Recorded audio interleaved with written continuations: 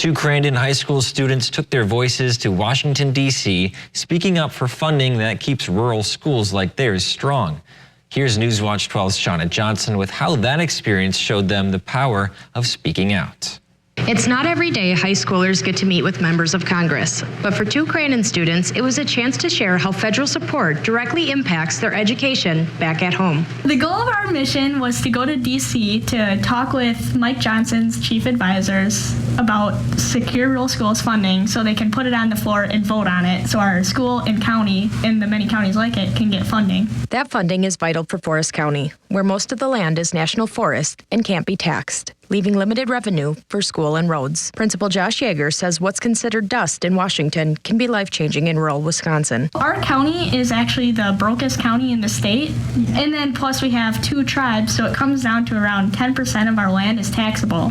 So most of it we can't tax, so we need this funding to help with our schools and our roads. The two juniors joined more than 24 students from across the country, meeting with key lawmakers and staff in Washington, D.C. I do think we caused an impact because when we talked to Bill Ball, who is Mike Johnson's chief advisor, when we first started talking to him, he didn't seem very interested in what we had to say.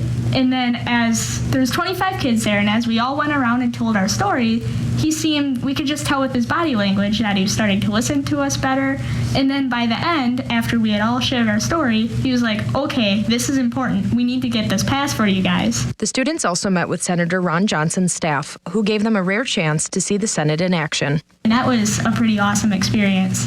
Yeager says about 20 Northwood school districts depend on secure rural schools funding, money that helps keep the classroom open and buses running on those long rural routes. Now, back home, the students say they're hopeful that their voices made a difference. I'm hopeful that as soon as the government opens up, we're going to see this put on the floor and voted on and pass. I'm pretty confident that we're going to get the funding. Yeah. Because I think we really showed that it's needed in rural communities like Crandon and Forest County.